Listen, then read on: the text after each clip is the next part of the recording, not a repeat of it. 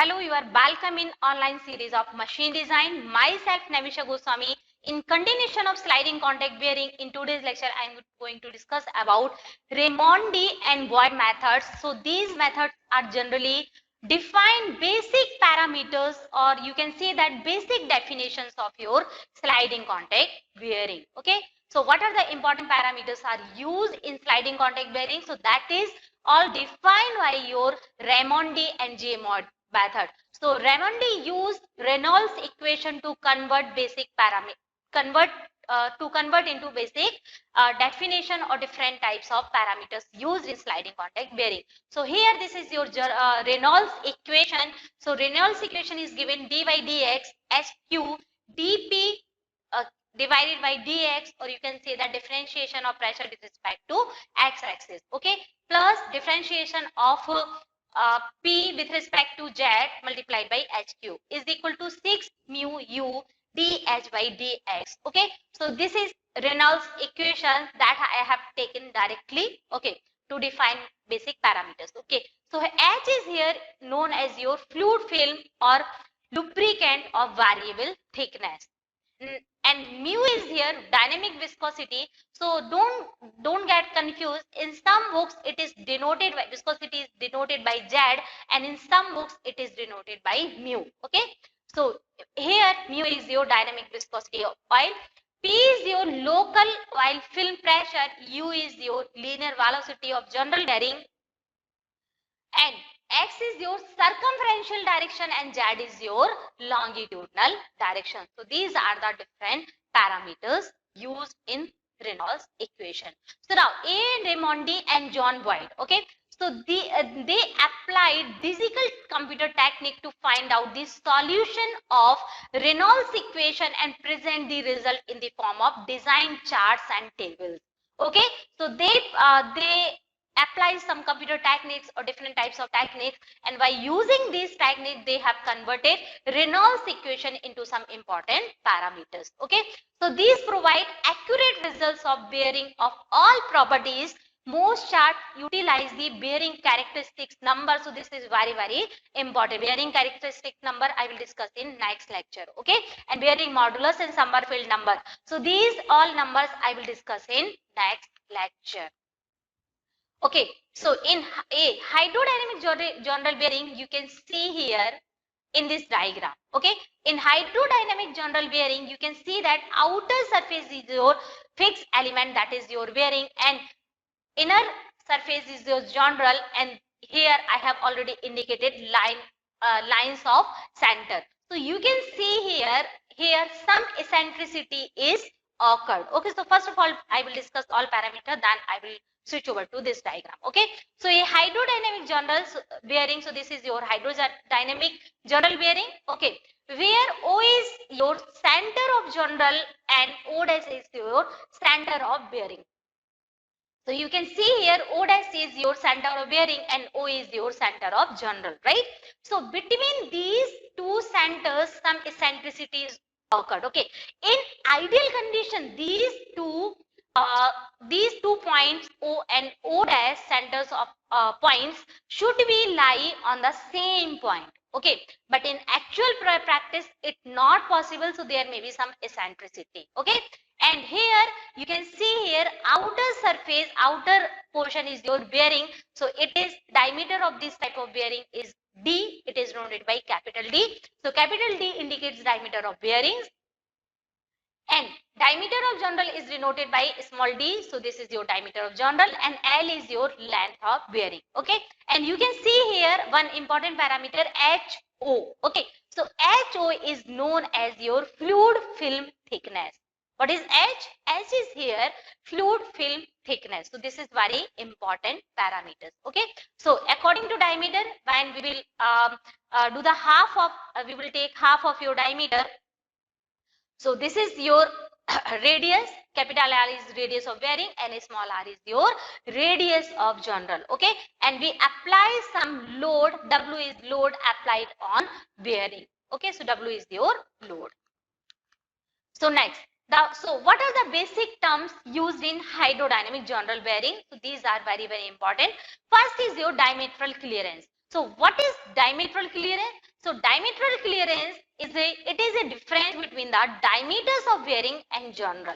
Okay, so you can see here diameter clearance is defined by C is equal to D minus D. So C is given by, so this is known as your diametral clearance. Okay, radial clearance, so it is understood, it may be difference between the radius of bearing and radius of journal. So you can see here it is denoted by C dash. So C dash is equal to R, capital R minus R. Capital R is here your radius of bearing and small r is here your radius of journal.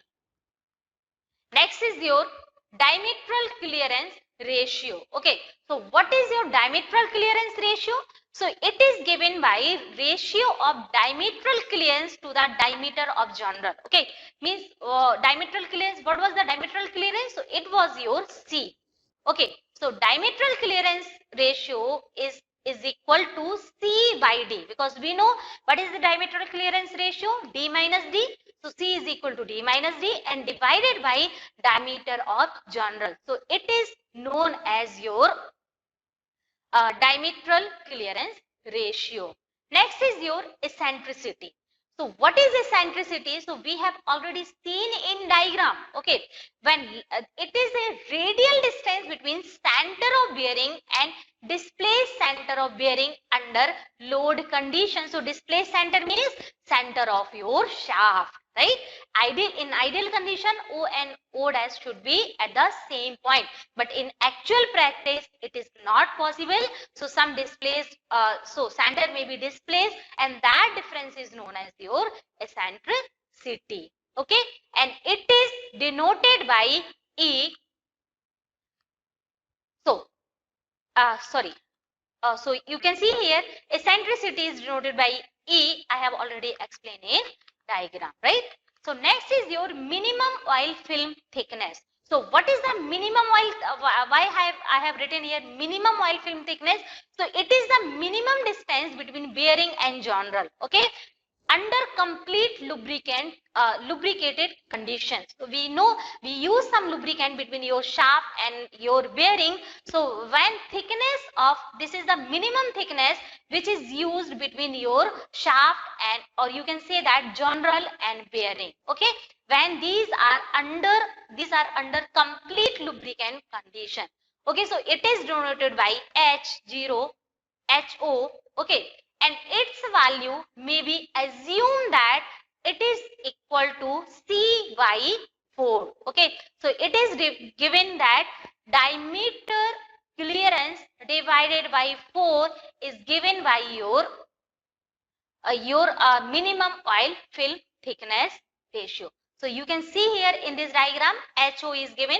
So HO is given by capital D minus small d divided by 4. Okay, so this is your minimum oil film thickness ratio.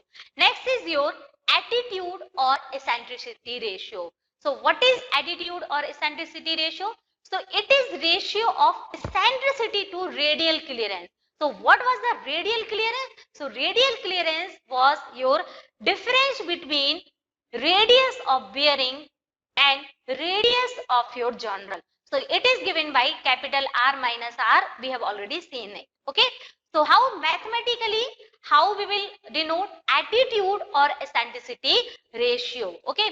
So it is denoted by epsilon, and it is equal to E divided by C dash. So C dash is here radial clearance, E is here eccentricity ratio, and you can see here what was the eccentricity. What was the eccentricity? So eccentricity is equal to O distance, radial distance between O dash and O. Okay.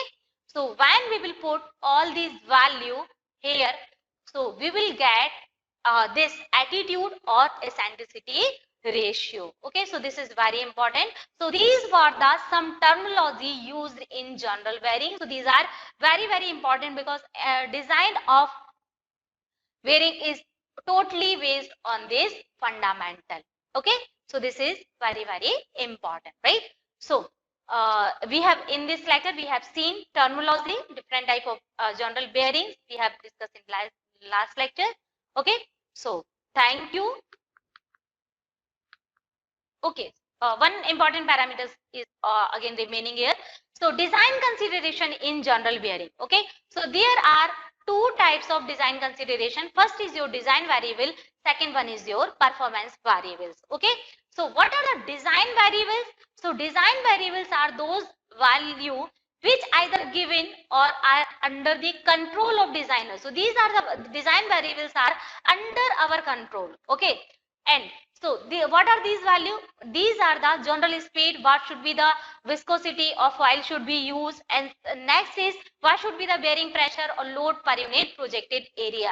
So these are the dimensions, bearing dimensions R, C, L. C is diametral clearance, L is your length of bearing, R is here radius of your journal. Okay, so these are under control of the designer, so these are known as design variables. So next is your performance variables.